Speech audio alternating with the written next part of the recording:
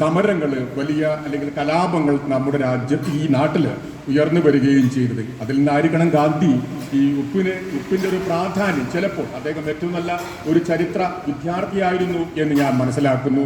അതുകൊണ്ട് ആയിരിക്കണം അദ്ദേഹം ഉപ്പിനെ സമരായുധമാക്കി 100 വർഷം കഴിഞ്ഞിട്ട് മാറ്റിയത്. അപ്പോൾ അങ്ങനെ ചില മുമ്പേ നടന്ന സ്വഭാവം നമ്മുടെ കാസർഗോഡിൻ്റെ പൂർവികർക്ക് ഉണ്ടായിരുന്നു എന്ന ഒരാശയമാണ് ഇത് രണ്ടും കൂടിയിട്ട് ഞാൻ നിങ്ങളോട് പറയുന്നത്. ഇവിടെയാണ് ഞാനിപ്പോൾ ഈ കല്ലളം വൈദ്യരെ കുറിച്ച് സംസാരിക്കാൻ ആഗ്രഹിക്കുന്നത്. ഞാൻ ഈ കല്ലളം വൈദ്യരെ കുറിച്ച് എന്തെങ്കിലും പറയുന്നതിന് മുമ്പേ ഒരു 2 കാര്യം സൂചിപ്പിക്കാൻ ആഗ്രഹിക്കും. ഒന്ന്, കല്ലളം വൈദ്യരെ കുറിച്ച് ഒരു പ്രമാണവും അല്ലെങ്കിൽ ഒരു രചനയും എഴുത്തും നമ്മുടെ മുമ്പിലില്ല. ഞാനാണെങ്കിൽ കല്ലളം വൈദ്യരെ കുറിച്ച് ആരെങ്കിലും പ്രസംഗിക്കുന്നത് ഈ 69 വയസ്സ് കഴിഞ്ഞിട്ടും എനിക്ക് കേൾക്കാൻ സാധിച്ചിട്ടില്ല. അപ്പോൾ അങ്ങനെയുള്ളൊരു സന്ദർഭത്തിൽ ഒരു 5-8 വർഷം മുമ്പ് കോഴിക്കോട് കിർത്താൻസ് ഈ ദളിത് ആദിവാസികളെ സംബന്ധിച്ച് അവരുടെ ദേശീയ പ്രസ്ഥാനത്തിലുള്ള പങ്കിനെ കുറിച്ച് ഒരു സെമിനാർ നടത്താൻ തീരുമാനിക്കുകയും അതിൻ്റെ അടിസ്ഥാനത്തിൽ എൻ്റെ നല്ല കാര്യത്തിന് എന്നെ വിളിക്കുകയും കല്ലളം വൈദ്യരെ കുറിച്ച് സംസാരിക്കണം എന്ന് ആവശ്യപ്പെടുകയും ചെയ്തു. പക്ഷെ ഞാൻ അന്ന് അവരോട് പറഞ്ഞു, എനിക്കിതൊന്നും അറിയില്ല, കല്ലളം വൈദ്യരെ കുറിച്ച് ഞാൻ കേട്ടിട്ടുണ്ട്, ഇവരോട് പറയുന്നു, കേട്ടുവെച്ചാൽ ഒരു വാക്ക് അങ്ങനെ കേട്ടതല്ലാണ്ട് വേറെ ഒരു കാര്യം എനിക്കറിയില്ല. പക്ഷെ നിങ്ങൾ മാഷ് എങ്ങനെയെങ്കിലും എന്താ പറയുക കുറച്ച് വിവരം തേടിയിട്ട് അത് പ്രസന്റ് ചെയ്യണം എന്ന് പറഞ്ഞു, അത് എഴുതി തരണം എന്ന് പറയുകയും ചെയ്തു. ഞാൻ അതിനു വേണ്ടിയിട്ട് മടിക്കൈ ഗ്രാമത്തിൽ നിരവധി വീടുകളിൽ നിരവധി ആളുകളെ കാണാനുള്ള ഒരു സർവേ ഞാൻ തുടങ്ങി എന്ന് വേണം പറയും. ഞാൻ മാഷപ്പോലുള്ള ഒരുപാട് ആളുകൾ. അവസാനം ഞാൻ ഈ പറയുന്ന കല്ലളം വൈദ്യരുടെ മടിക്കൈ അമ്പലത്തറക്കടുത്തുള്ള അവരുടെ വീട്ടിലേക്കും പോയി അവരുടെ മക്കളെ കാണുകയുണ്ടായി. അങ്ങനെ മക്കളെ കാണുകയും മക്കളെ ബോളൻ ഉൾപ്പെടെയുള്ള മക്കളെ കണ്ട് അവർ രാവിലെ മുതൽ വൈകുന്നേരം വരെ ഞങ്ങൾ അവിടെ ഇരുന്ന് അച്ഛനെക്കുറിച്ച് സംസാരിക്കുകയും ചെയ്തു. ഈ സംസാരത്തിൽ നിന്ന് കിട്ടിയിട്ടുള്ള അറിവുകൾ മറ്റുള്ള ആളുകൾ പങ്കുവച്ചിട്ടുള്ള കാര്യങ്ങൾ ഒക്കെ വെച്ചുകൊണ്ട് ഞാൻ കിർത്താൻസിൽ ഒരു പ്രസന്റേഷൻ നടത്തുകയും അത് അവർ പ്രസിദ്ധീകരിച്ച പുസ്തകത്തിൻ്റെ ഭാഗമായിട്ട് മാറുകയും ചെയ്തു. അതിൽ പറയുന്ന ഒരു കാര്യമൊക്കെ ഇവിടെ ശ്രീചിത്രൻ അത് ഇവിടെ പരാമർശിക്കുകയുണ്ടായി. അത് ഇനി ഞാൻ ഇവിടെ പറയുന്നത് അതൊക്കെ ആയിട്ട് ബന്ധപ്പെട്ട കാര്യം ചിലപ്പോൾ അത് വായിച്ച ആളുകൾക്കൊക്കെ ആവർത്തനമായിട്ട് തോന്നിയേക്കാം. ഗൂഗിളിൽ ഏഷ്യാനെറ്റ് ചെയ്തിട്ടുള്ള ഇത് നമുക്കറിയാം. പിന്നെ അതോടൊപ്പം തന്നെ എനിക്ക് സൂചിപ്പിക്കാനുള്ളത് കേരള നിയമസഭയിലെ പ്രൊസീജിയേഴ്സ് നോക്കിയപ്പോൾ അവിടെ നടത്തിയിട്ടുള്ള MLA-മാർ നടത്തിയ പ്രസംഗങ്ങൾ 1957 മുതൽ 59 വരെ 2 വർഷക്കാലം നടത്തിയിട്ടുള്ള പ്രസംഗങ്ങളിലൂടെ ഞാൻ കടന്നു പോവുകയുണ്ടായി. അദ്ദേഹത്തിന് 2 പ്രസംഗം ഞാൻ അസംബ്ലിയിൽ അദ്ദേഹം നടത്തി 2 പ്രസംഗം ഞാൻ അത്രയും എനിക്ക് കണ്ടെത്താൻ വേണ്ടി കഴിഞ്ഞുള്ളൂ. 2 പ്രസംഗങ്ങളും ഞാൻ ഡൗൺലോഡ് ചെയ്ത് എടുക്കുകയും അതും ഈ പ്രസന്റേഷന് വേണ്ടി ഞാൻ ഉപയോഗിക്കുകയും ചെയ്തിട്ടുണ്ട്. എനിക്കിവിടെ സൂചിപ്പിക്കാനുള്ള ഒരു കാര്യം, നമുക്കെല്ലാം നേരത്തെ ഇവിടെ ഈ കേരളത്തിൻ്റെ ഏറ്റവും പിന്നോക്കാവസ്ഥ സൂചിപ്പിക്കുന്ന സന്ദർഭത്തിൽ തകഴിയുടെ ആദ്യത്തെ നോവലിനെ കുറിച്ച് അദ്ദേഹം പറയുകയുണ്ടായി. ഇതിനെ പറയുന്ന സമയത്ത് എങ്ങനെയാണ് ഈ തെണ്ടിവർഗം എന്ന് പറയുന്ന ഏറ്റവും പിന്നോക്കം നിൽക്കുന്ന അല്ലെങ്കിൽ മനുഷ്യ എന്ന് പറയുന്ന ഒരവസ്ഥ ഐഡന്റിറ്റി ഇല്ലാത്ത ആ ഒരു സമൂഹം എങ്ങനെയാണ് നമ്മുടെ ഇന്നത്തെ നവകേരള നിർമ്മിതിയിൽ ഏർപ്പെടുന്ന മനുഷ്യരായി കേരള സമൂഹത്തിൽ പരിവർത്തിക്കപ്പെട്ടു എന്നത് വളരെ പ്രധാനപ്പെട്ട കാര്യമാണ്. ഇത് പറയുന്ന സമയത്ത് നമ്മൾ ഈ തൊണ്ടിവർഗം എന്ന് പറയപ്പെടുന്ന ഏറ്റവും നിന്ദിതരും പീഡിതരുമായിട്ടുള്ള ജനത അവിടെ നമുക്ക് വേണമെങ്കിൽ നമ്മുടെ കാസർഗോഡ് താലൂക്കിലേക്ക് വരുമ്പോൾ കാസർഗോഡ് താലൂക്കിൽ മാത്രമേ ഈ പറയുന്ന വിഭാഗം ഉള്ളൂ എന്നാണ് ഞാൻ മനസ്സിലാക്കിയിട്ടുള്ളത്. ഈ മാവിലൻ ഗോത്രത്തെ വേണമെങ്കിൽ നമുക്കവിടെ ലൊക്കേറ്റ് ചെയ്യാവുന്നതാണ് എന്നും ഞാൻ വിചാരിക്കുന്നു. അദ്ദേഹവും അക്ഷരാഭ്യാസമില്ലാത്ത ഒരാളായിരുന്നു കല്ലളം വൈദ്യർ. അദ്ദേഹം എഴുത്ത് പഠിച്ചത് എഴുതാനും വായിക്കാൻ എത്രമാത്രം വായിച്ചെന്ന് എനിക്കറിയില്ല. എഴുതാനും വായിക്കാനും പഠിച്ചത് അദ്ദേഹത്തിൻ്റെ സഹപ്രവർത്തകരായിട്ടുള്ള കമ്മ്യൂണിസ്റ്റ് സഖാക്കൾ അദ്ദേഹത്തെ പഠിപ്പിച്ചതിൻ്റെ ഭാഗമായിട്ടാണ്. കമ്മ്യൂണിസ്റ്റ് പാർട്ടി 1930-കളുടെ കമ്മ്യൂണിസ്റ്റുകാർ ആയിട്ടുള്ള ആളുകൾ അല്ലെങ്കിൽ കർഷക സംഘത്തിൻ്റെ ആളുകൾ 1935 അല്ലെങ്കിൽ 36-നൊക്കെ ശേഷം പ്രത്യേകിച്ച് 1940-കളുടെ തുടക്കത്തിൽ ഏറ്റവും വ്യാപകമായിട്ട് നമ്മുടെ ഗ്രാമങ്ങളിൽ പ്രവർത്തിച്ചത് ഈ നിരക്ഷരത മാറ്റിയെടുക്കുന്നതിന് വേണ്ടിയുള്ള ഒരു പ്രവർത്തനത്തിലാണ്. നിശാപാഠശാലകൾ സ്ഥാപിക്കുകയും അവിടെ എഴുത്തും വായനയും അറിയാത്ത ആൾക്കാരെ പഠിപ്പിക്കുകയും ചെയ്യുക എന്ന് പറയുന്നത് ഒരു പ്രധാനപ്പെട്ട രാഷ്ട്രീയ ദൗത്യമായി കൊണ്ടുപോയിട്ടുള്ള സഖാക്കളാണ് 1940-കളിൽ ചില കേരളത്തിൽ എല്ലായിടത്തും അങ്ങനെയാണ്. കേരളത്തിലെ കമ്മ്യൂണിസ്റ്റ് പാർട്ടിയുടെ ചരിത്രം എന്താ പറയുക എഴുതുന്ന സമയത്ത് നമ്മൾക്കൊക്കെ അത് ബോധ്യപ്പെട്ടൊരു കാര്യമാണ്. എല്ലായിടത്തും അങ്ങനെ തന്നെയാണ്. കാസർഗോഡ് പ്രത്യേകിച്ചും ഈ പറയുന്ന നിശാപാഠശാലകളിൽ എഴുത്തു പഠിപ്പിക്കുന്നത് മാത്രമല്ല, അവരിലേക്ക് രാഷ്ട്രീയ അവബോധം വളർത്തിയെടുക്കുക എന്നതും അന്ന് പാർട്ടി പ്രവർത്തകർ നടത്തിയ ഒരു ഏറ്റവും പ്രധാനപ്പെട്ട രാഷ്ട്രീയ പ്രവർത്തനം കൂടിയാണ്. എന്തുകൊണ്ട്? ഇപ്പോൾ ഉദാഹരണത്തിന് മടിക്കൈ എന്ന് പറയുന്ന ഗ്രാമത്തെ കുറിച്ചാണ് ഞാൻ സംസാരിക്കാൻ വേണ്ടി പോകുന്നത്. മടിക്കൈ ഗ്രാമം മുഴുവനും എങ്ങനെയാണ് കർഷക സംഘത്തിന്റെ പിന്നിൽ അണിനിരുന്നുകൊണ്ട് അല്ലെങ്കിൽ ജന്മിത്വത്തിനും സാമ്രാജ്യത്വത്തിനും എതിരായിട്ട് അതിശക്തമായിട്ടുള്ള പോരാട്ടങ്ങൾ അല്ലെങ്കിൽ സമരങ്ങൾ സംഘടിപ്പിക്കാൻ വേണ്ടി കഴിഞ്ഞത് എന്നത് വളരെ പ്രധാനപ്പെട്ട ഒരു കാര്യമാണ്. അതുകൊണ്ടാണ് 75 വർഷക്കാലമായിട്ട് ഈ മടിക്കൈ എന്ന് പറയുന്ന ഗ്രാമത്തിലെ കമ്മ്യൂണിസ്റ്റ് ഭരണം മാത്രമേ നടന്നിട്ടുള്ളൂ. 1950 അവിടെ പഞ്ചായത്ത് ഭരണം കമ്മ്യൂണിസ്റ്റുകാർ പിടിച്ചെടുത്തു. ഒരുതരം ഫിസിക്കലായിട്ടുള്ള ഒരു ഇന്റർവെൻഷൻ അതിന്റെ ഭാഗമായിട്ടുണ്ട്, അല്ലെങ്കിൽ സംഘശക്തി അതിന്റെ പിന്നിൽ ഉണ്ടായിട്ടുണ്ട്. അന്ന് മുതൽ 1950 മുതൽ ഈ പറഞ്ഞ 2025 വരെ കഴിഞ്ഞ 75 വർഷക്കാലമായിട്ട് മടിക്കൈ എന്ന് പറയുന്ന ഗ്രാമത്തില് കമ്മ്യൂണിസ്റ്റുകാരുടെ ഭരണം മാത്രമേ ഉണ്ടായിട്ടുള്ളൂ. അതിൽ ചില ഭരണസമിതിയുടെ ഇടയിലേക്ക് പോകുന്ന സമയത്ത് അവിടെ കമ്മ്യൂണിസ്റ്റുകാർ മാത്രമേ മെമ്പർമാരായിട്ട് അംഗങ്ങളായി തിരഞ്ഞെടുക്കപ്പെടുക ചെയ്തിട്ടുള്ളൂ എന്നതും നമ്മളെ വിസ്മയിപ്പിക്കുന്ന ഒരു കാര്യമാണ്. ഇങ്ങനെയുള്ള ഒരു ഗ്രാമം ചിലപ്പോൾ കേരളത്തിന്റെ ചരിത്രത്തിൽ എവിടെയും കാണാൻ കഴിയില്ല എന്നാണ് ഞാൻ വിചാരിക്കുന്നത്. എനിക്ക് അങ്ങനെ ഞാൻ ഒരു ഡീറ്റെയിൽ ആയിട്ടൊരു പഠനം നടത്തിയിട്ടില്ല, എവിടെയും ഞാൻ വായിച്ചതായിട്ട് ഓർക്കുന്നുമില്ല.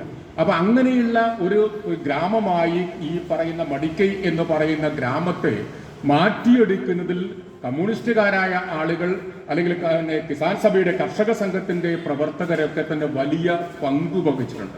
അതിലൊരാള് ഈ പറയുന്ന കല്ലളം വൈദ്യര് കൂടിയാണ് എന്ന് കൂട്ടി വായിക്കാൻ ഈ സന്ദർഭത്തിൽ നമ്മൾ തയ്യാറാകണം എന്നുള്ളതാണ് ആമുഖമായിട്ട് എനിക്ക് സൂചിപ്പിക്കാനുള്ള ഒരു കാര്യം.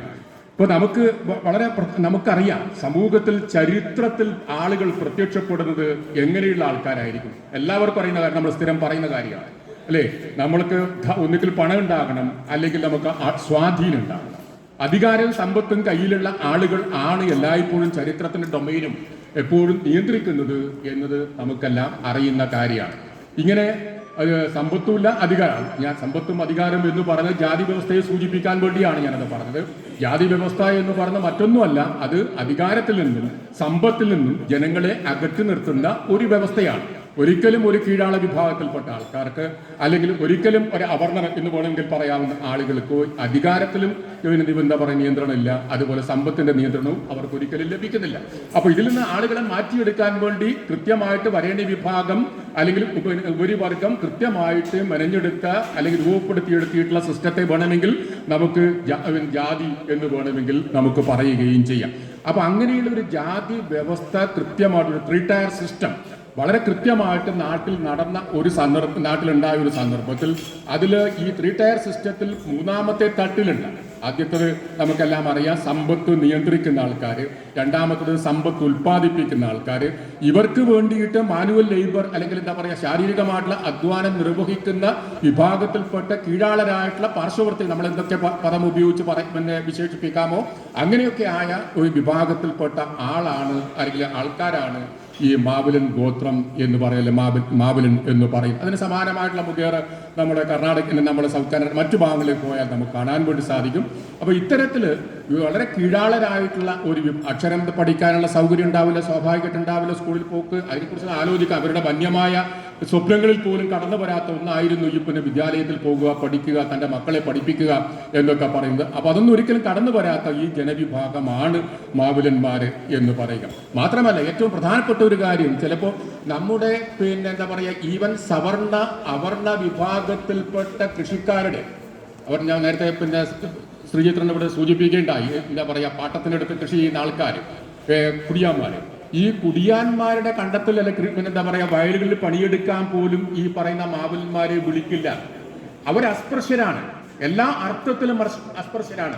അവരെ ആകെ പണിക്ക് വിളിക്കുക പിന്നെ എന്താ പറയുക ജന്മിയുടെ അല്ലെങ്കിൽ ഇവരുടെ വീടുകളിലുള്ള കാലി നോക്കുക, ഞങ്ങളുടെ നാട്ടിലൊക്കെ പറയുന്ന കാലി നോക്കാൻ വേണ്ടി മാത്രമാണ് ഒന്ന് വിളിക്കുക. രണ്ടാമത് വിളിക്കുന്നത് ഇവരെ കണ്ടത്തിൽ തോല് അരിഞ്ഞിടുക എന്നുള്ള, കാട്ടിൽ പോകണം, അവിടെ പാമ്പോടി ഇതൊക്കെ ഉണ്ടാവും, അപ്പോൾ അവിടുന്ന് പിന്നെ തോലരിഞ്ഞിട്ട് കണ്ടത്തിൽ കൊണ്ടിടുക എന്നുള്ള 2 പണികളിൽ മാത്രമാണ് എനിക്ക് എൻ്റെ ഓർമ്മയിൽ 1970 വരെയെങ്കിലും ഈ വിഭാഗത്തെ ഉൾപ്പെടുത്തിയിരുന്നുള്ളൂ എന്ന് ഞാൻ എൻ്റെ അനുഭവത്തിൽ നിന്നാണ് പറഞ്ഞത്. എൻ്റെ ഗ്രാമത്തിലെ കോടോമ്പോളൂർ എന്ന് പറയുന്ന എൻ്റെ ഗ്രാമത്തിലെ അവസ്ഥ വെച്ചിട്ടാണ് പറഞ്ഞത്. ഇപ്പോൾ നീലീശ്വരത് മാറ്റമുണ്ടെങ്കിൽ ഞാനത് പിന്നെ ഉൾക്കൊള്ളാൻ തയ്യാറുമാണ്. അപ്പോൾ അങ്ങനെയുള്ള കൃഷിപ്പണിക്ക് പോലും വിളിക്കാത്ത അല്ലെങ്കിൽ അതിലേക്ക് പോലും സമ്മതമില്ലാത്ത ഒരു ജനവിഭാഗം എത്ര ഭീകരമായിട്ടുള്ള ചൂഷണമാണ്, എത്ര ഭീകരമായിട്ടുള്ള അടിച്ചമർത്തലാണ് എത്രയോ നൂറ്റാണ്ടുകളായിട്ട് അനുഭവിച്ചു വന്നിരുന്നത് എന്ന് നമുക്കെല്ലാം പിന്നെ കൃത്യമായിട്ട് മനസ്സിലാക്കാൻ വേണ്ടി സാധിക്കും. പിന്നെ അങ്ങനെയുള്ള ആൾക്കാരെ എങ്ങനെയാണ് ചരിത്രത്തിലേക്ക് വരിക എന്നുള്ളത് വളരെ പ്രധാനപ്പെട്ട ഒരു കാര്യമാണ്.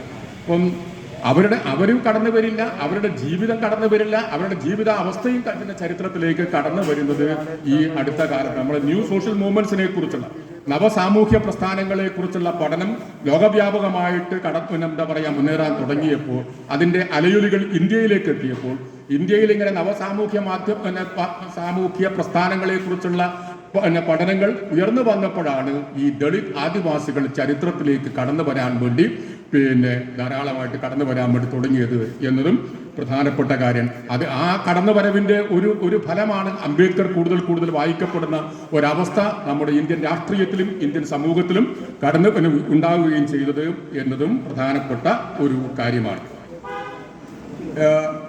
ഇവിടെ എനിക്ക് സൂചിപ്പിക്കാനുള്ളത് മാബിലന്മാരുടെ ജീവിതം മൊത്തത്തിൽ ഇങ്ങനെ ദുരിതപൂർണമാണ് എന്ന് പറയുന്നത് പോലെ തന്നെ കല്ലണം വൈദ്യർ എന്ന് പറയുന്ന മനുഷ്യന്റെ കുടുംബത്തിലും ഈ പറയുന്ന ദാരിദ്ര്യം എന്ന് പറയുന്നത് വളരെ പ്രധാനപ്പെട്ട ഒരു കാര്യമാണ്. കണിച്ചിറ എന്ന് പറയുന്ന സ്ഥലത്താണ്, കുണ്ടേന കണിച്ചിറ എന്ന സ്ഥലത്താണ് 1895 ഈ കല്ലണം വൈദ്യർ ജനിക്കുന്നത്.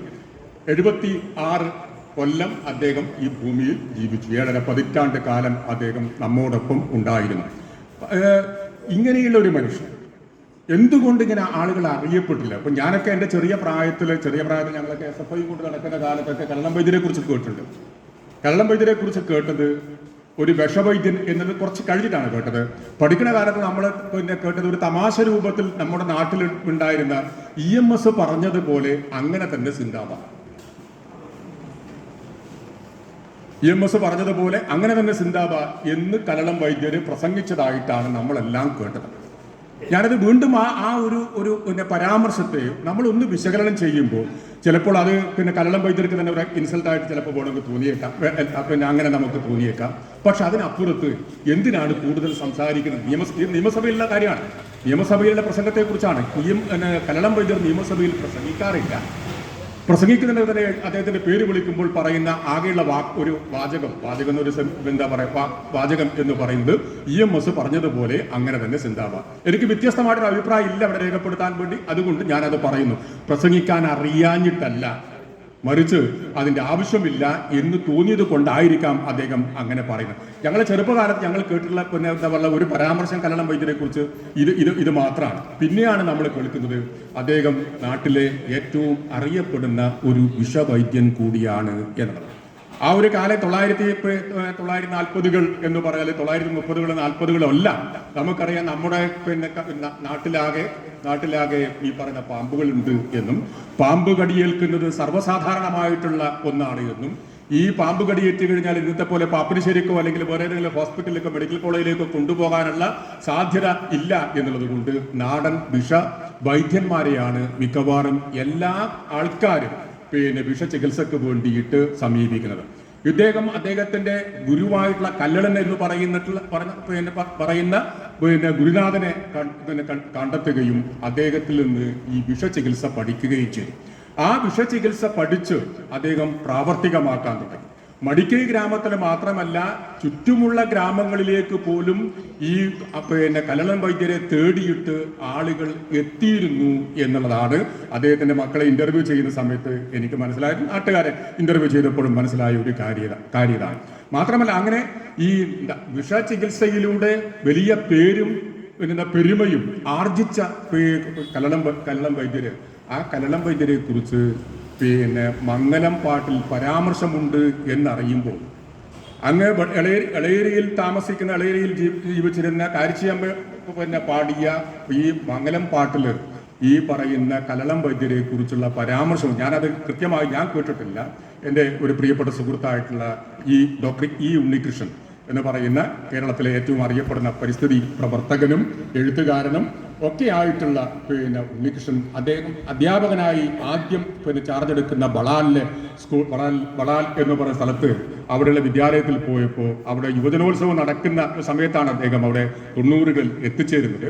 അപ്പോൾ ആദ്യം കേട്ടത്, അല്ലെങ്കിൽ എന്താ പറയുക, നടക്കുന്ന ഒരു പിന്നെ പരിപാടി മംഗലംകളിയായിരുന്നു നാട്ടുകാരുടെ. അപ്പൊ അതിൽ കേട്ടത് ഈ പറയുന്ന പിന്നെ കല്ലളം വൈദ്യരെ കുറിച്ചുള്ള പരാമർശമാണ്.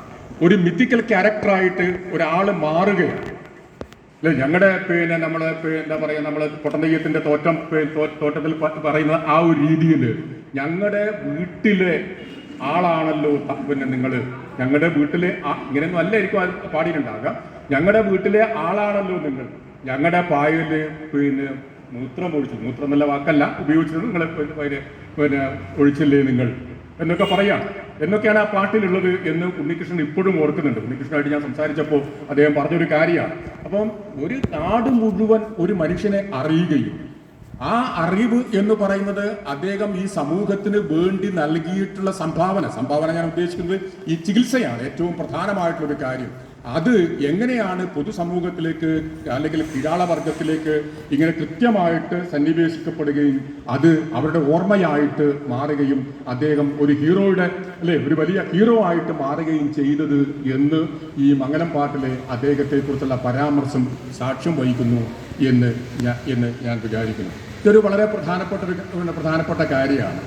അങ്ങനെ എല്ലാവരെ കുറിച്ചൊന്നും അങ്ങനെ ഇതൊന്നും പാടുകയോ പറയുകയോ ഒന്നും ചെയ്യുന്നില്ല എന്ന് നമുക്ക് കൃത്യമായിട്ട് അറിയുകയും ചെയ്യാം. അപ്പൊ ഞാൻ പറയുന്നത് ഇത്രയേ ഉള്ളൂ, ഇങ്ങനെ ഈ ഉഗ്രം വിഷമുള്ള പാമ്പ് കടിയേറ്റ് തൻ്റെ ചികിത്സയ്ക്ക് അല്ലെങ്കിൽ തൻ്റെ സഹായം തേടി വരുന്ന ആൾക്കാരെ ഉപേക്ഷിക്കാതെ കൃത്യമായിട്ട് പരിശോധിക്കുകയും അതോടൊപ്പം തന്നെ മരുന്ന് ചെയ്യുകയും ചെയ്യുന്ന ശീലം അദ്ദേഹത്തിനുണ്ടായിരുന്നു. അത് മടിക്കൈയിലേക്ക്, അദ്ദേഹത്തിന്റെ മടിക്കൈ അമ്പലത്തറയിലേക്ക് തങ്ങളുടെ വീട്ടിലേക്ക് വരുന്ന ആൾക്കാരെ ചികിത്സിക്കുക എന്നത് മാത്രമല്ല, ഏത് സ്ഥലത്തേക്കും പോകാനും ഇങ്ങനെ കടിയേറ്റിട്ടുണ്ട്, അങ്ങോട്ട് യാത്ര ചെയ്യാൻ കഴിയില്ല, കൊണ്ടുവരാൻ കഴിയില്ല, ഇതേപോലെ വാഹന സൗകര്യം ഇല്ലാത്ത കാലത്ത് കൊണ്ടുവരാൻ കഴിയില്ല, അതുകൊണ്ട് അവിടെ വരണം എന്ന് പറഞ്ഞാൽ അവിടേക്ക് പോവുകയും അവിടെ ദിവസങ്ങളോളം താമസിച്ച് ചികിത്സ നടത്തുകയും ചെയ്ത പിന്നെ ഒരു കല്ലളം വൈദ്യർ നമ്മുടെ ഇടയിൽ ഉണ്ടായിരുന്നു എന്നതും പ്രധാനപ്പെട്ട ഒരു കാര്യമാണ്. എങ്ങനെയാണ് അദ്ദേഹം പിന്നീട് കമ്മ്യൂണിസ്റ്റ് പാർട്ടിയിലേക്ക് വരുന്നത് എന്നത് വളരെ പ്രധാനപ്പെട്ട കാര്യമാണ്. കമ്മ്യൂണിസ്റ്റ് പാർട്ടിയുമായുള്ള അദ്ദേഹത്തിന്റെ ബന്ധം എന്ന് രണ്ട് ഘട്ടത്തിലൂടെയാണ് എന്ന് ഞാൻ വിചാരിക്കുന്നു. ഒന്ന്, ഈ ദേശീയ പ്രസ്ഥാനത്തിന്റെ സ്വാധീനത്തിന്റെ ഭാഗമായിട്ട്. രണ്ട്, കമ്മ്യൂണിസ്റ്റ് പാർട്ടി രൂപം കൊണ്ടപ്പോൾ, കർഷക പ്രസ്ഥാനം രൂപം കൊണ്ടപ്പോൾ അതിന്റെ മടിക്കയിലെ പ്രധാനപ്പെട്ട നേതാവായിരുന്ന മടിക്കൈ കുഞ്ഞിക്കണ്ണൻ എന്ന് പറയുന്ന നേതാവിലൂടെ ആണ് ഇദ്ദേഹം കമ്മ്യൂണിസ്റ്റ് പാർട്ടിയുമായിട്ട് അടുക്കുന്നത് എന്നാണ് പിന്നെ മനസ്സിലാക്കുന്നത്. സ്വാഭാവികമായിട്ട് AC കണ്ണൻ നായർ എന്ന് പറഞ്ഞു കഴിഞ്ഞാൽ പഴയ കാസർഗോഡ് താലൂക്കിലെ ഏറ്റവും പ്രമുഖനായിട്ടുള്ള കോൺഗ്രസ് നേതാവാണ്, എല്ലാവർക്കും അറിയാം.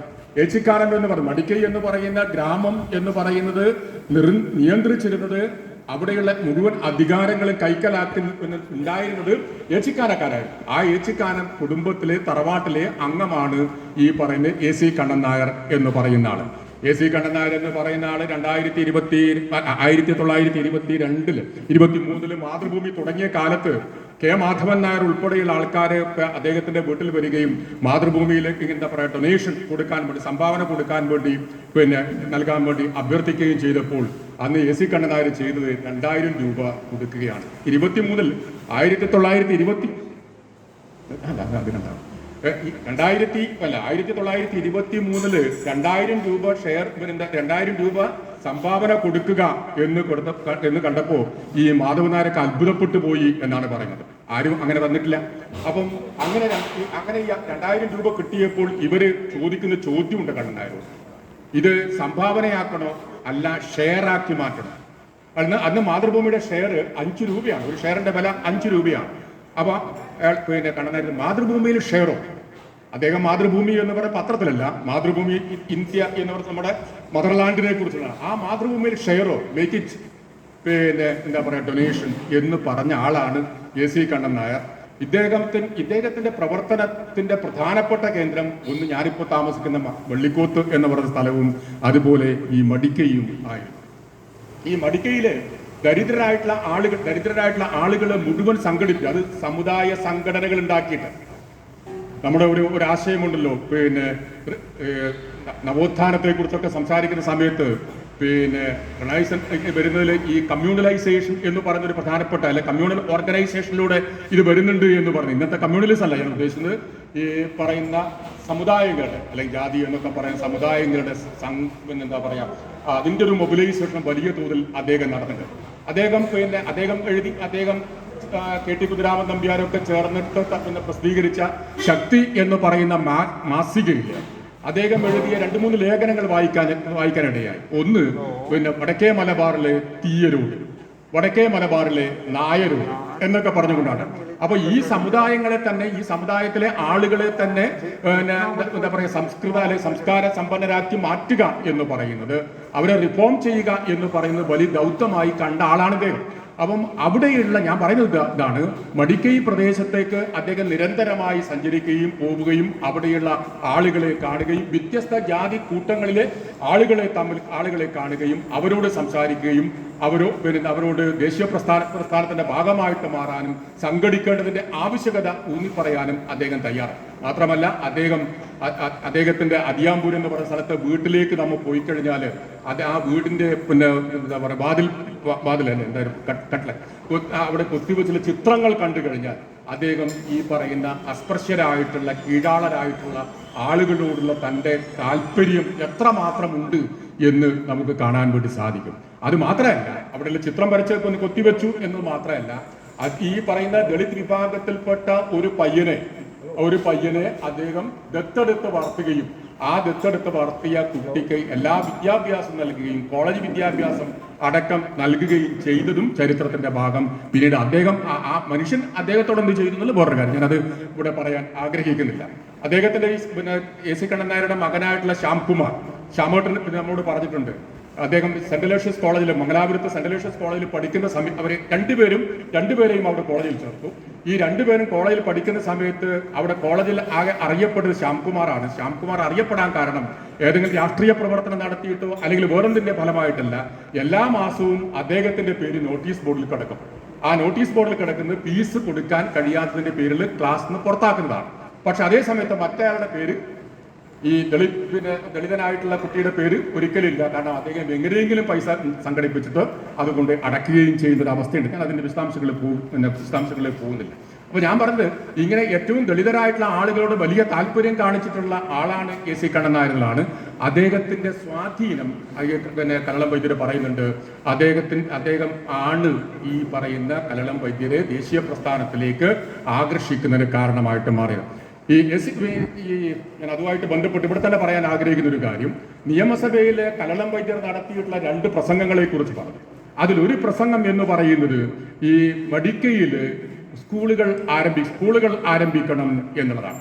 ആ ആരംഭിക്കണം എന്ന് പറയുന്നതിന്റെ തുടക്കം, ആ പ്രസംഗത്തിന് തുടക്കം, ഞങ്ങളുടെ നാട്ടില് എൻ്റെ നാട്ടില് സ്കൂളില്ല. പണ്ടൊരു സ്കൂൾ ഉണ്ടായിരുന്നു.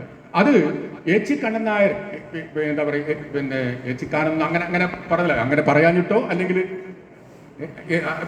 ചിക്കാനക്കാരെന്നുള്ള ജാതിയില്ല, അങ്ങനെ പറഞ്ഞിട്ട് നിൽക്കുകയാണ്. ചിലപ്പം അവർ കേൾക്കുന്നത് റെക്കോർഡ് ചെയ്യപ്പെട്ടുണ്ടാവില്ല. ഏതായാലും AC കണ്ണൻ നായർ ആണ് അത് തുടങ്ങിയത്.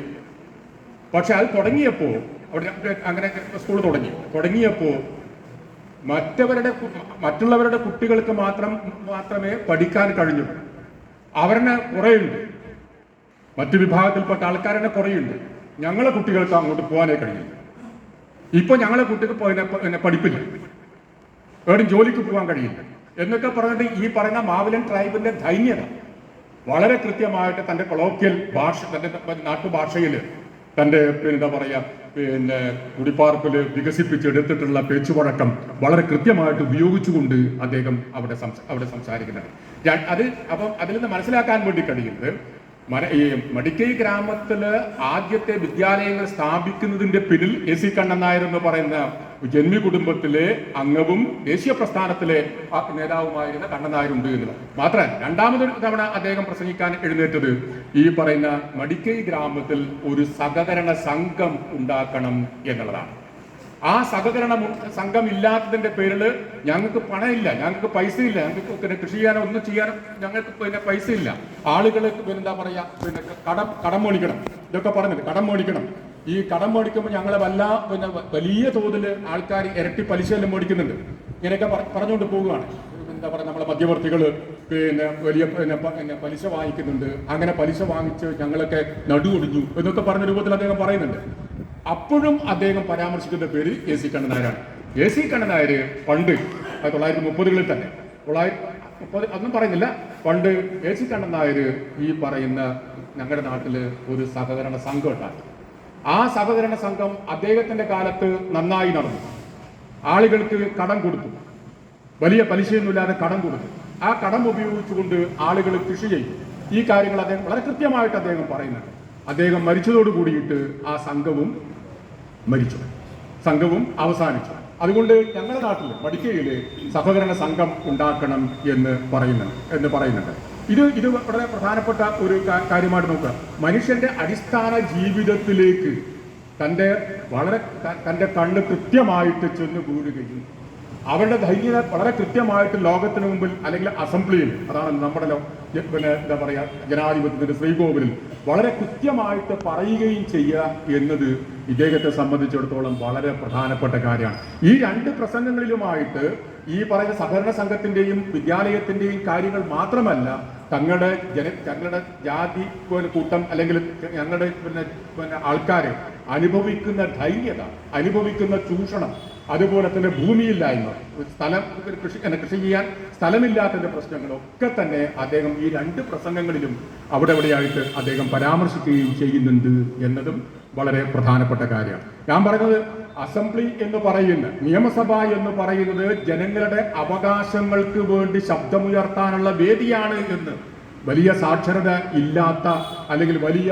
രാഷ്ട്രീയ നേതാവല്ലാത്ത വലിയ വിദ്യാഭ്യാസമില്ലാത്ത പിന്നെ കലളം വൈദ്യർ കൃത്യമായിട്ട് മനസ്സിലാക്കുകയും അതേപോലെ തന്നെ കൃത്യമായിട്ട് അവതരിപ്പിക്കുകയും ചെയ്യുന്നത് തീക്ഷ്ണമായിട്ടുള്ള അനുഭവം ഈ ലെജിസ്ലേറ്റീവ് പ്രൊസീഡിങ്സ് നമ്മുടെ മുന്നിൽ പിന്നെ നൽകുന്നുണ്ട് എന്നുള്ളതാണ്.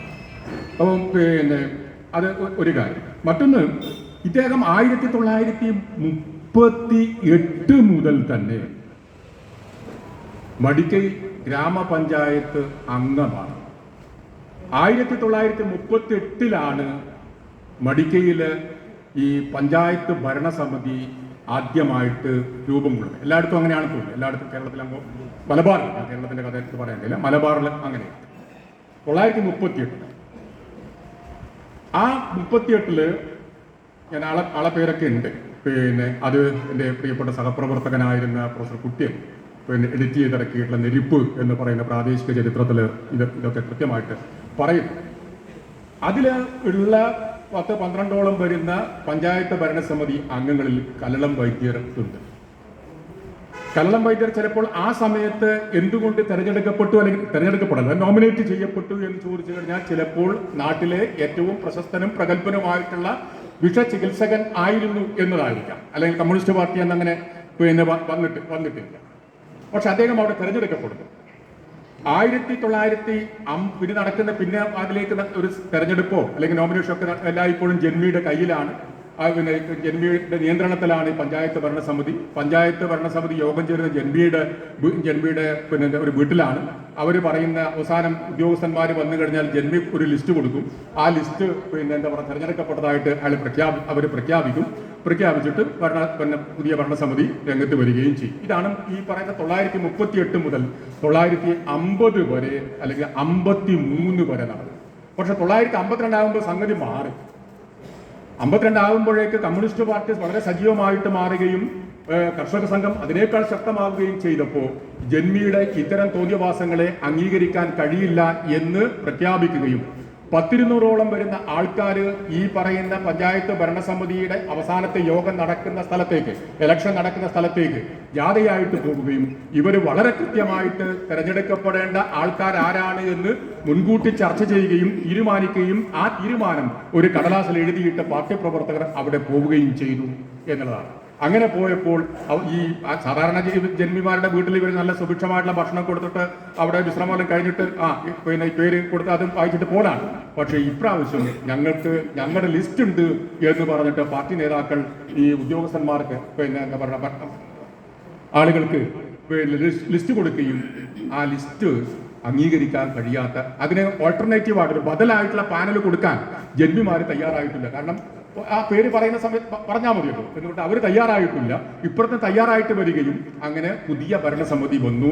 കമ്മ്യൂണിസ്റ്റുകാർ ഈ പറയുന്ന 50 മുതൽ അധികാരം പിടിച്ചെടുത്തു. ആ പിടിച്ചെടുത്ത ഭരണമാണ് ഞാൻ ഈ പറഞ്ഞ 2025 വരെ നിൽക്കുകയും ചെയ്തത്. അതിൽ അപ്പു കാർണവർ പ്രസിഡന്റായിട്ട് മാറുകയും നാര ചൗക്കർ എന്ന് പറയുന്ന ആളെ വൈസ് പ്രസിഡന്റായിട്ട് പിന്നെ അവിടുന്ന് പ്രഖ്യാപിച്ചു. പഞ്ചായത്ത് ഇങ്ങനെ വന്നു. ആ ഭരണസമിതിയിൽ പിന്നെ അതല്ല മൂന്നാമത്തെ ഭരണസമിതിയിലാണ് ഞാൻ പറഞ്ഞത്.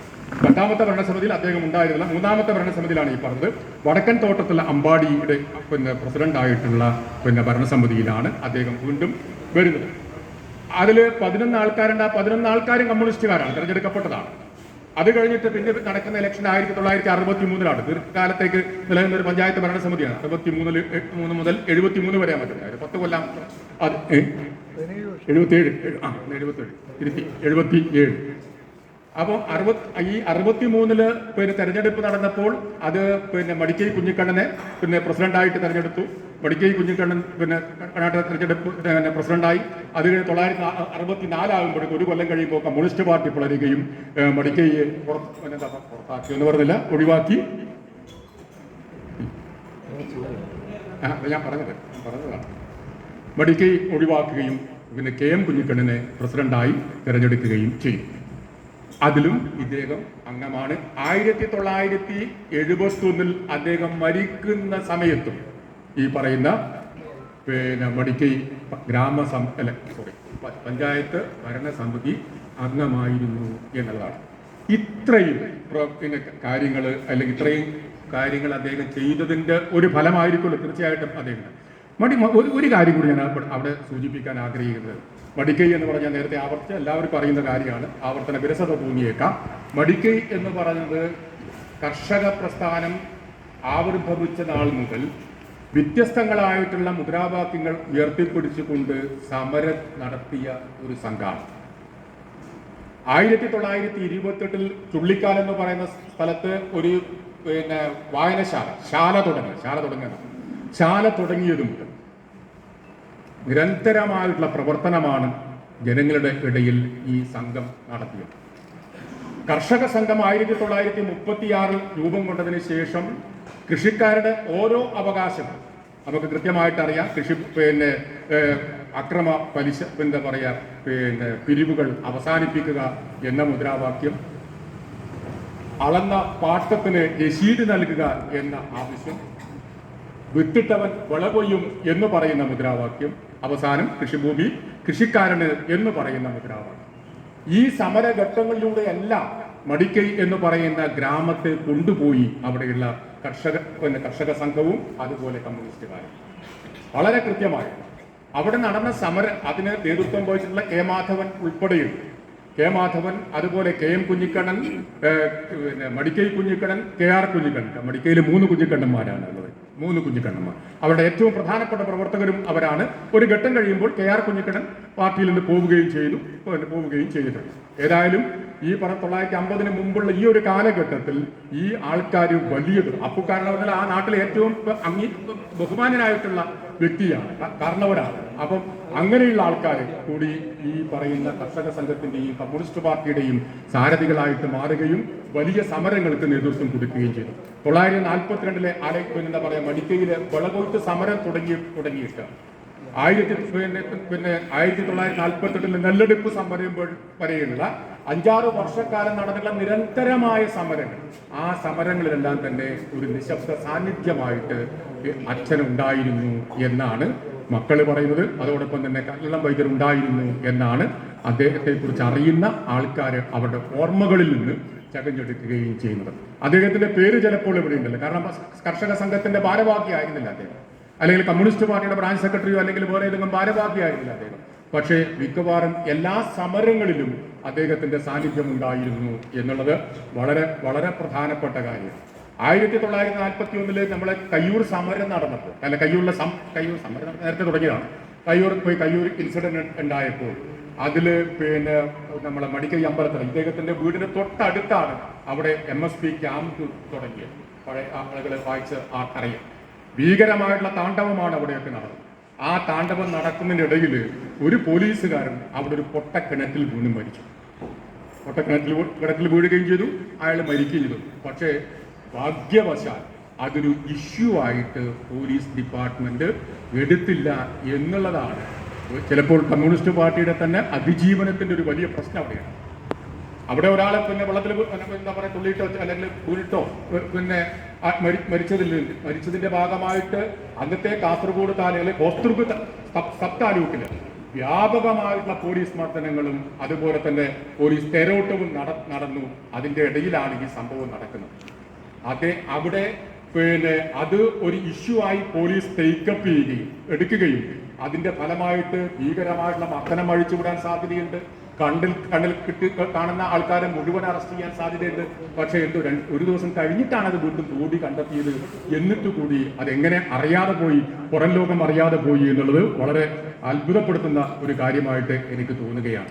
അങ്ങനെ ആയിരുന്നെങ്കിൽ ചിലപ്പോൾ നേരത്തെ ശ്രീധരൻ പറഞ്ഞതുപോലുള്ള ചോദ്യം വരില്ല. അദ്ദേഹം അറസ്റ്റ് എന്തു തന്നെയായാലും കണ്ണിൽ കണ്ടവരെ മുഴുവൻ പിടിച്ചു കൊണ്ടുപോകുന്ന തിരക്കിൽ ജാതി നോക്കാനും സമയം കിട്ടില്ല. അപ്പോൾ എന്തായാലും കൊണ്ടുപോകും എന്നുള്ളത് വളരെ പ്രധാനപ്പെട്ട ഒരു കാര്യമാണ്. ഇനി ഇവിടെ ഞാൻ നേരത്തെ പറഞ്ഞതുപോലെ ഈ സമരങ്ങളിലെല്ലാം പങ്കെടുത്തു. പഞ്ചായത്ത് ഭരണസമിതിയുടെ മിക്കവാറും ഒരു ഭരണസമിതിയിൽ ഒഴിച്ച് ബാക്കി എല്ലാത്തിലും അംഗമായിട്ട് മാറി. 1952 ദക്ഷിണ കാനറ ഡിസ്ട്രിക്ട് ബോർഡിൽ ജില്ലാ ബോർഡിലേക്ക് തെരഞ്ഞെടുപ്പ് നടന്നപ്പോൾ അദ്ദേഹം വിജയിച്ചു, മത്സരിച്ചു, ജയിച്ചു. ഡിസ്ട്രിക്ട് ബോർഡ് മെമ്പർ എങ്ങനെയൊക്കെയാണ് നമ്മൾ അദ്ദേഹത്തെ അടയാളപ്പെടുത്തുക? ഒരു പഞ്ചായത്ത് ഭരണസമിതി എന്നുള്ള കേവലമായ അർത്ഥത്തിൽ മാത്രമല്ല, ദീർഘകാലം പഞ്ചായത്ത് അംഗമായിരുന്നു എന്ന് മാത്രമല്ല, സൗത്ത് കാനറ ഡിസ്ട്രിക്ട് ബോർഡിലേക്ക് തെരഞ്ഞെടുക്കപ്പെട്ട ചിലപ്പോൾ ദളിതനായിരിക്കാം. NG കമ്മത്ത് എന്ന് പറയുന്ന കമ്മ്യൂണിസ്റ്റ് നേതാവിനോടൊപ്പം അദ്ദേഹം അവിടെ മടിക്കയിൽ തെരഞ്ഞെടുക്കപ്പെട്ടു. NG കമ്മത്ത് അവിടെയാണ് അദ്ദേഹത്തിൻ്റെയൊക്കെ പ്രവർത്തന കേന്ദ്രം എന്ന് നമുക്കെല്ലാം അറിയാം. അദ്ദേഹവും തെരഞ്ഞെടുക്കും. 1957 അദ്ദേഹം കേരള നിയമസഭയിലേക്ക് തിരഞ്ഞെടുക്കപ്പെട്ട കാര്യം നമുക്കെല്ലാം അറിയാം. ഒരു സംശയം ഉണ്ടായിട്ടുണ്ടാവില്ല കമ്മ്യൂണിസ്റ്റ് പാർട്ടിക്ക് അന്ന് അദ്ദേഹത്തെ സ്ഥാനാർത്ഥിയാക്കുന്നത്. അദ്ദേഹത്തിന് കിട്ടിയ വോട്ട് എന്ന് പറയുന്നത് 44 കൃത്യമായ കണക്ക് ഉണ്ട്.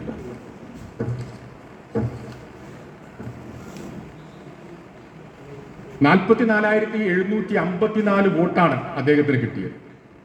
EMS തന്നോടൊപ്പം വലിച്ച് അത് നമുക്കറിയാം. 2 മെമ്പർ ലെജിസ്ലേറ്റീവ് കോൺസ്റ്റിറ്റ്യുവൻസി എന്നുള്ളത് 38,090 വോട്ടാണ് EMS കിട്ടിയത്.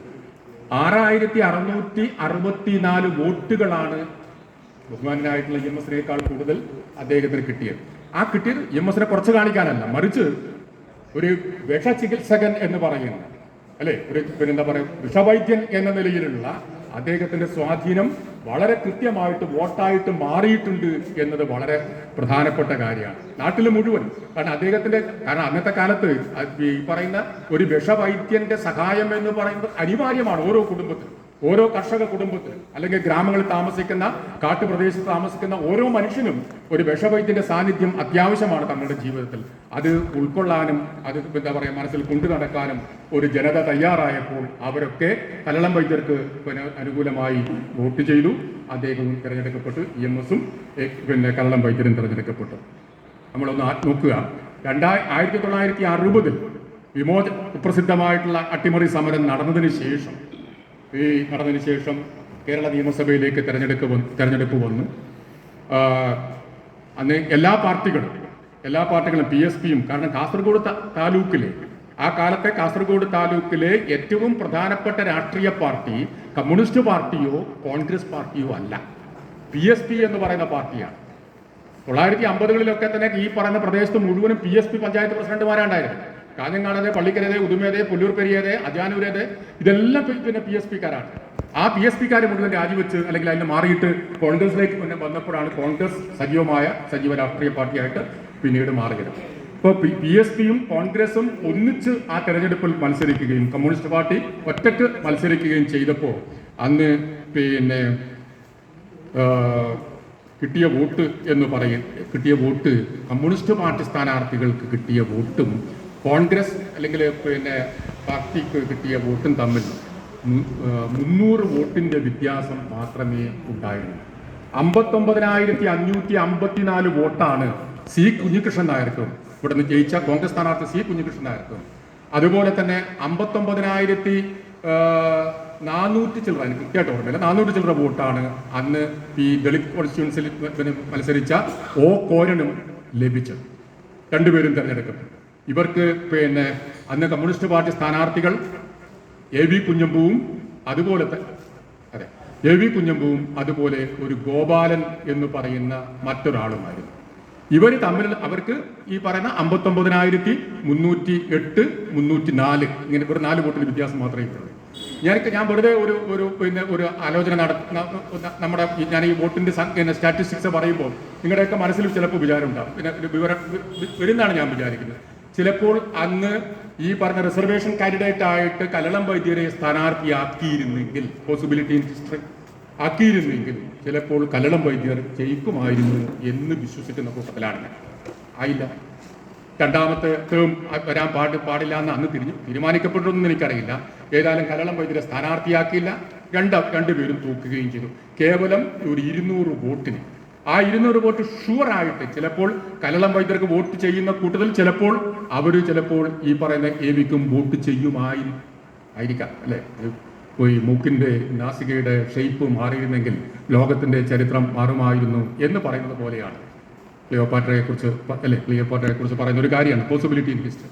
അത് അങ്ങനെ നടക്കില്ല. പക്ഷേ ഇതൊരു സാധ്യത വളരെ കൃത്യമായിട്ട്. പക്ഷേ അദ്ദേഹത്തെ സ്ഥാനാർത്ഥിയാക്കില്ല, രണ്ടുപേരും തോക്കുകയും ചെയ്തു എന്നതും പ്രധാനപ്പെട്ട കാര്യമാണ്.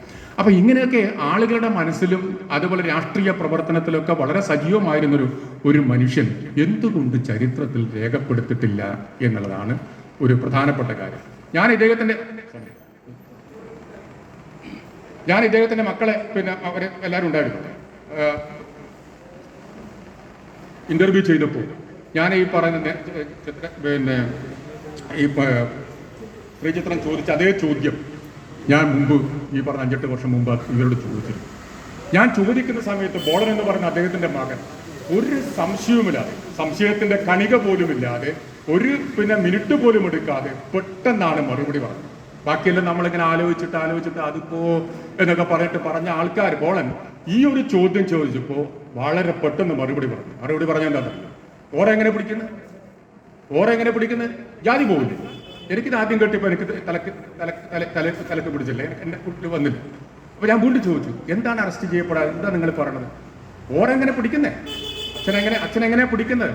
അവരെ അപ്പിയുടെ ജാതി പോവില്ലേ എന്ന് പറഞ്ഞാൽ അന്ന് ഈ പറയുന്ന നമ്മുടെ പോലീസ് സേനയില് മഹാഭൂരിപക്ഷവും ഈ പറഞ്ഞ കോട്ടയാർമാർ ഉൾപ്പെടെയുള്ള നായന്മാർ ഉൾപ്പെടെയുള്ള ആൾക്കാരാണ് പോലീസ് സേനയിലെ പ്രധാനപ്പെട്ട ആൾക്കാർ. ഇവരാണെങ്കിൽ നമ്മളെ എന്താ പറയാ, ഈ ഒരു കാസ്റ്റ് ഹയറാർക്കിക്കൽ സൊസൈറ്റിയിൽ എങ്ങനെയാണ് ഇവരുടെ പെരുമാറ്റം എങ്ങനെയാണ് എന്നുള്ളത് നമുക്കെല്ലാം അറിയാം. ഇവര് പോയിട്ട് ഒരാൾ അറസ്റ്റ് ചെയ്യുക, വിലങ്ങ് വെക്കുക എന്ന് പറഞ്ഞു കഴിഞ്ഞാൽ സ്വാഭാവികമായിട്ട് അവരെ ഫിസിക്കൽ ടച്ചിങ് ഉണ്ട് അല്ലെ, ശാരീരികമായിട്ടുള്ള ഒരു ടച്ച് സ്വാഭാവികമായിട്ട് നടക്കും. ആ ടച്ച് ചെയ്ത് കഴിഞ്ഞാൽ പിന്നെ ജാതി പോകും, ദളിതനെ തൊട്ട് കഴിഞ്ഞാൽ ജാതി പോകും. അതുകൊണ്ട് അച്ഛൻ രക്ഷപ്പെട്ടു എന്ന രൂപത്തിലാണ് പറഞ്ഞത്. പക്ഷെ ഞാൻ അതിനോടൊപ്പം ഒരു കാര്യം കൂടി സൂചിപ്പിക്കാൻ ഞാൻ ആഗ്രഹിക്കുന്നു.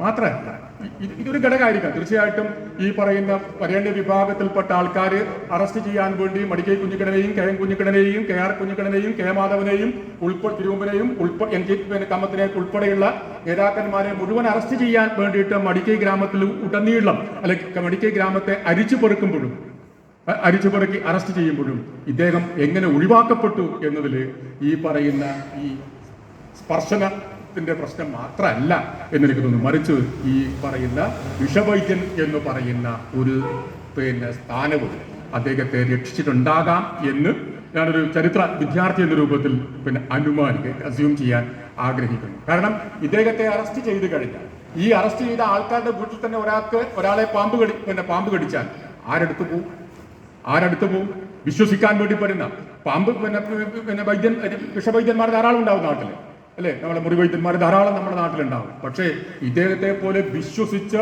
ഒരു രോഗിയെ ഏൽപ്പിച്ചു കൊടുക്കാൻ പറ്റുന്ന ആൾക്കാർ അന്ന് മടിക്കൈ ഈ സമീപ പ്രദേശങ്ങളിൽ കലളം വൈദ്യരെ വിളിച്ച് വേറൊരാൾ ഉണ്ടായിരുന്നില്ല എന്നാണ് ആളുകൾ പറയുന്നത്. അപ്പൊ അങ്ങനെയുള്ള ഒരു സന്ദർഭം വരാതിരിക്കാൻ അധികൃതരും അല്ലെങ്കിൽ അധികാരികളും വളരെ കൃത്യമായി എന്താ പറയുക സൂക്ഷിക്കും എന്നതും പ്രധാനപ്പെട്ട കാര്യമാണ്. അതുകൊണ്ടും കൂടി ആയിരിക്കാം ഞാൻ പറഞ്ഞത്, ജാതി ഒരു ഘടകമായിരിക്കും. ചിലപ്പം അദ്ദേഹത്തിന്റെ സമൂഹത്തിൽ ഒരു പൊസിഷൻ എന്ന് പറയും, വിഷവൈദ്യൻ എന്ന് പറയുന്ന വളരെ കൃത്യമായ ഒരു പൊസിഷനും കൂടി അദ്ദേഹത്തെ അറസ്റ്റിൽ നിന്ന് രക്ഷപ്പെടുത്തിയിട്ടുണ്ടാകും എന്ന് ഞാൻ വിചാരിക്കുന്നു. അല്ലെങ്കിൽ അവിടെ എന്താ പറയുക പോലീസ് രംഗം ചത്തപ്പോഴോ അതുപോലെ തന്നെ പലയിടങ്ങളിൽ പിന്നീട് കീക്കാങ്കോട്ട് ഇല്ലത്ത് ആൾക്കാർ നമ്മുടെ കമ്മ്യൂണിസ്റ്റ് മടിക്കൈ കുഞ്ഞിക്കണ്ണൂർ ഉൾപ്പെടെയുള്ള ആൾക്കാരെ അറസ്റ്റ് ചെയ്ത് കീക്കാങ്കോട്ട് ഇല്ലത്ത് കൂട്ടിയിട്ടപ്പോ അല്ലെ അവിടെ ഇട്ടപ്പോ അവരെ മോചിപ്പിക്കാൻ വേണ്ടി കെ എം കുഞ്ഞിക്കണ്ണൂർ ഉൾപ്പെടെയുള്ള സഖാക്കൾ ആയിരക്കണക്കിന് ആൾക്കാരാണ് എന്താ പറയാ സംഘടിതമായിട്ട് ഇല്ലത്തേക്ക് മാർച്ച് ചെയ്യുകയും ഇവരെ വിമോചിപ്പിക്കുകയും ചെയ്യും. അതിൽ പലരും അറസ്റ്റ് ചെയ്യപ്പെടുന്നുണ്ട്. ഇദ്ദേഹം കള്ളം വൈദ്യരായിട്ടുണ്ടായിരുന്നു, വളരെ കൃത്യമായിട്ട് കള്ളം വൈദ്യരായിട്ടുണ്ടായിരുന്നു. പക്ഷെ വൈദ്യര് അവിടെയും അറസ്റ്റ് ചെയ്യപ്പെടുന്നു. അപ്പോൾ ഈ വിഷവൈദ്യൻ എന്ന് പറയുന്ന സ്ഥാനം എന്ന് പറയുന്ന ഒരു അവസ്ഥ അദ്ദേഹത്തിന് വലിയൊരു എന്താ പറയുക ഷെൽട്ടർ ഒരു വലിയ അഭയമായിട്ട് മാറിയിട്ടുണ്ടാകും എന്നത് പ്രധാനപ്പെട്ട കാര്യമാണ്. ഞാൻ വീണ്ടും ആവർത്തിക്കുന്ന ഒരു ചോദ്യം എന്ന് പറയുന്നത്, എന്നിട്ടും എന്തേ അദ്ദേഹത്തിന് അർഹിക്കുന്ന രൂപത്തിൽ അദ്ദേഹത്തിന് ചരിത്രത്തിൽ സ്ഥാനം അദ്ദേഹത്തിന് കിട്ടിയില്ല എന്നുള്ളത് വളരെ വളരെ പ്രധാനമായും ആലോചിക്കേണ്ട ഒരു കാര്യമായിട്ട് എനിക്ക് തോന്നുന്നു. അപ്പൊ ഞാനിപ്പോൾ ഏതെങ്കിലും പുസ്തകങ്ങളുടെ പേര് പറഞ്ഞാൽ അത് കുറ്റപ്പെടുത്തി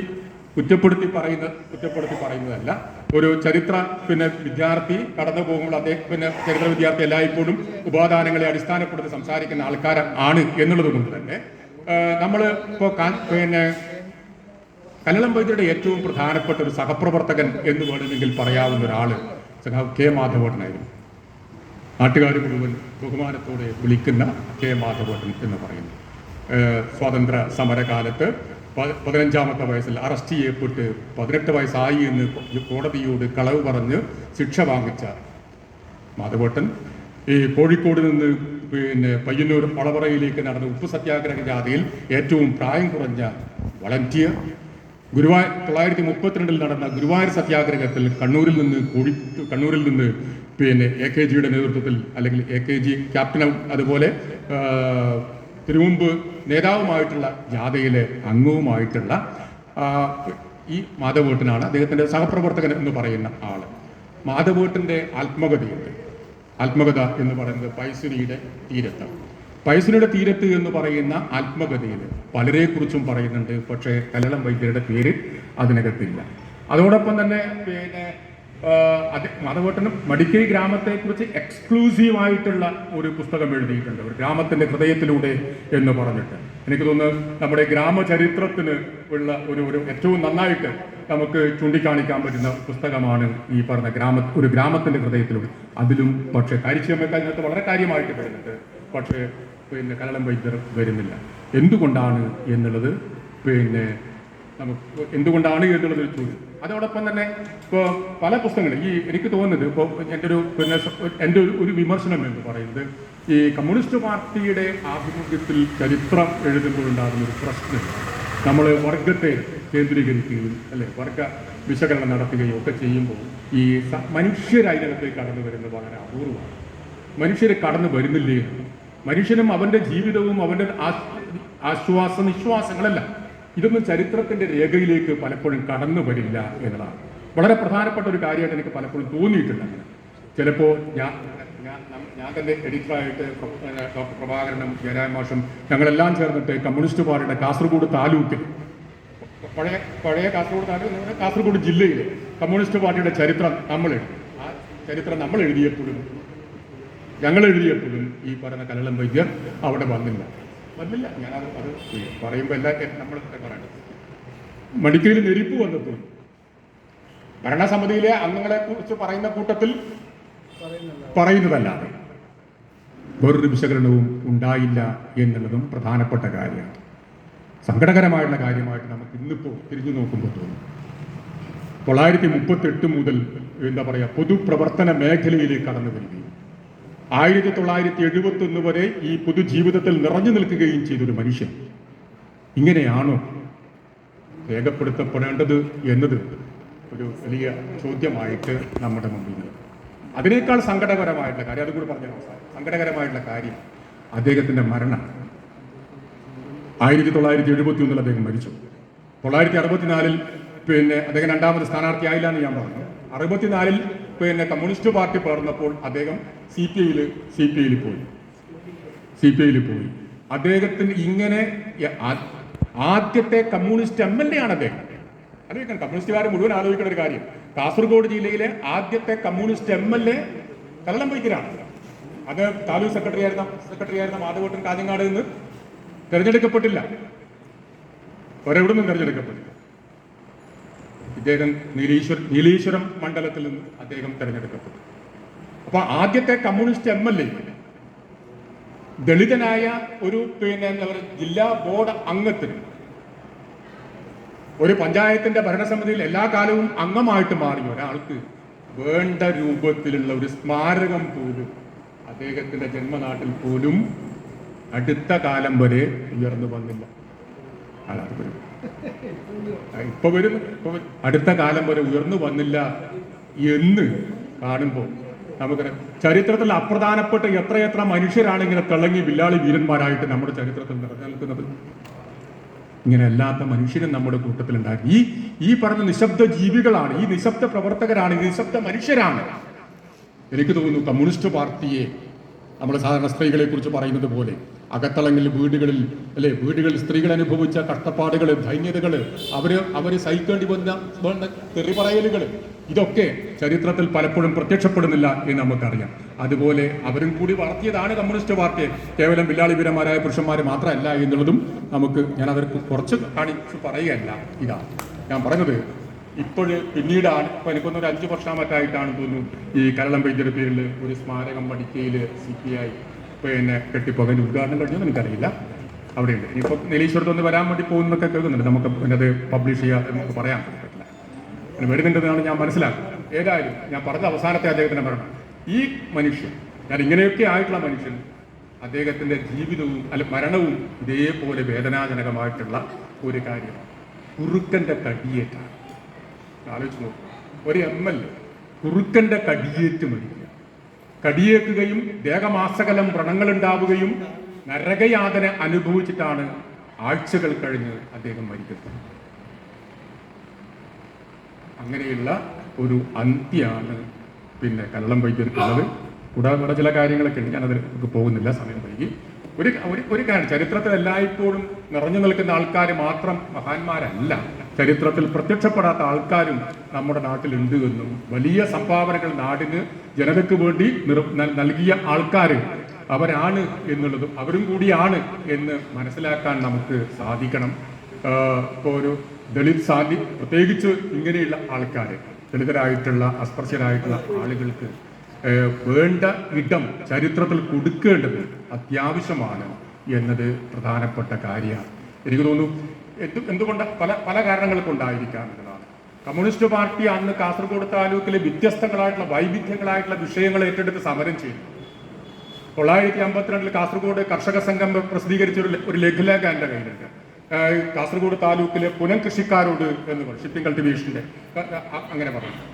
പക്ഷേ ദളിതരുടെ പ്രശ്നങ്ങൾ അങ്ങനെ എടുത്ത് ഉയർത്തിയതായിട്ട് നമുക്ക് കാണുകയും ചെയ്യുന്നില്ല എന്നതും പ്രധാനപ്പെട്ടതാണ്.